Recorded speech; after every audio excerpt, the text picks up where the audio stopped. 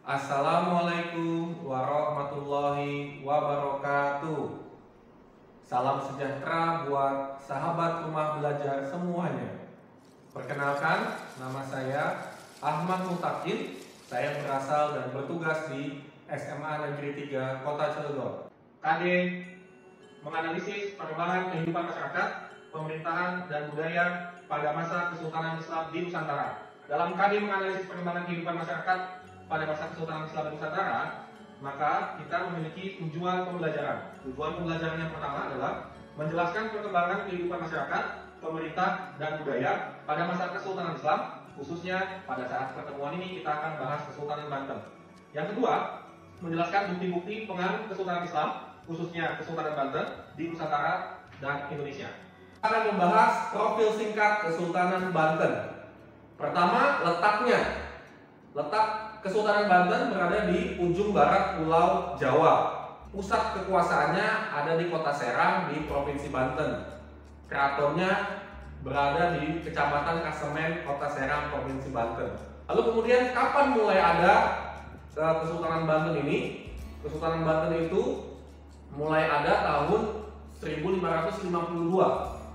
Tadinya sebelum ada Kesultanan Banten, ada sisa kekuasaan Sunda Pajajaran di wilayah Banten Gira. Lalu kemudian Sultan pertama Banten itu Maulana Hasanuddin kemudian berhasil mengislamkan wilayah itu, sehingga kemudian nanti kekuasaan Sunda Pajajaran yang Hindu itu sudah hilang di wilayah Banten, dan kemudian muncullah Kesultanan Banten pertama kali tahun 1552, dan sultan pertamanya adalah Sultan Maulana Hasanuddin. Setelah Maulana Hasanuddin, sultan keduanya adalah Maulana Yusuf. Lalu dilanjutkan dengan Maulana Muhammad, dan sultan keempatnya yang bernama Abdul Mufakir. Setelah Sultan Abdul Mufakir, inilah pertama kali gelar sultan pertama kali dipakai. Jadi tiga penguasa pertama Banten, tiga raja pertama Banten pakai gelar Maulana. Setelah minta izin dari kekhalifahan Islam yang ada di wilayah Jazirah Arab, akhirnya turunlah ke pangkat atau gelar yaitu sultan. Jadi sultan keempat Banten atau raja keempat Banten lah yang pertama kali memakai gelar sultan. Namanya adalah Abdul Mufakir. Nah, setelah itu sultan kelimanya namanya adalah Abu Ma'ali Ahmad. Nah, sultan keenamnya, nah inilah yang berhasil membawa ke puncak kejayaan, namanya adalah Abdul Fattah. Abdul Fattah ini lebih dikenal dengan nama Sultan Ageng Tirtayasa. Nah, ini sudah menjadi pahlawan nasional dari Provinsi Banten. Sultan ke-6 ini merupakan sultan terakhir di mana Kesultanan Banten berdaulat. Karena setelah 1683, setelah Sultan Ageng Tirtayasa berhasil dikalahkan oleh VOC, maka sultan-sultan Banten berikutnya itu sultan yang dikendalikan kekuasaannya oleh VOC atau oleh Belanda. Jadi penerus Sultan Ageng Tirtayasa, sultan ke-7 yaitu Sultan Haji, dikenal Sultan Haji, nama aslinya adalah Abdul Qohar. Nah, setelah beliau sampai ke bawahnya beberapa sultan Banten yang lain sampai Sultan Banten nomor 20 yaitu Sultan Syafiuddin. Nah, itulah semuanya sudah berada di bawah kontrol dari VOC. Jadi bisa dibilang sudah bukan Kesultanan Banten yang berdaulat. Dan nanti tahun 1812 Kesultanan Banten juga keratonnya dihancurkan atas perintah dari Herman William Daniels sebagai Gubernur Jenderal Hindia Belanda. Waktu itu kekuasaan di Banten sedang dipegang oleh sultan terakhir yaitu Sultan Syafiuddin.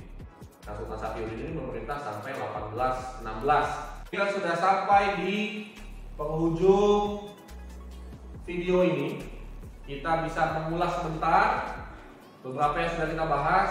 Pertama, bahwa Kesultanan Banten masuk Islamnya itu dari Wali Songo juga, karena Sultan pertama Banten yaitu Maulana Hasanuddin merupakan anak kandung dari Sunan Gunung Jati yang punya nama Syarif Hidayatullah. Yang kedua, bahwa 3 sultan pertama Banten atau 3 raja pertama Banten itu memakai gelar Maulana. Ya.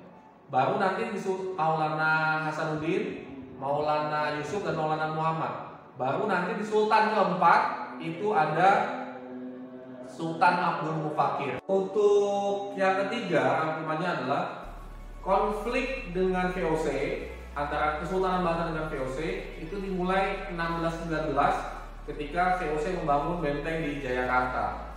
Perang besarnya ketika Sultan ke-6 yaitu Sultan Ageng Tirtayasa. Nah, nanti hasil akhirnya adalah Sultan Ageng Tirtayasa dan Kesultanan Banten itu kalah dan terpaksa menandatangani Perjanjian Banten tahun 1683 dan berakhirlah Kesultanan Banten yang berdaulat. Poin yang keempat, poin terakhir adalah bahwa di Banten terjadi pewarisan nilai-nilai. Yang pertama agama, tentu saja agama Islam. Lalu kemudian juga bangunan, ada Masjid Agung, ada Keraton Surosowa dan Keraton Kayuwon, dan juga ada benda seperti misalnya golok. Nah, golok adalah tradisi atau benda yang dibuat juga pada era Kesultanan Banten. Jadi ini ada golok, lalu tadi juga ada tradisi panjang mulut, dan juga ada makanan rabek tadi, walaupun ada juga makanan yang lain. Baiklah sahabat rumah belajar, cukup sekian dari saya untuk pertemuan kali ini. Sahabat rumah belajar bisa kembali melihat sumber-sumber belajar yang ada. Terima kasih dari saya. Salam sejahtera. Wassalamualaikum warahmatullahi wabarakatuh.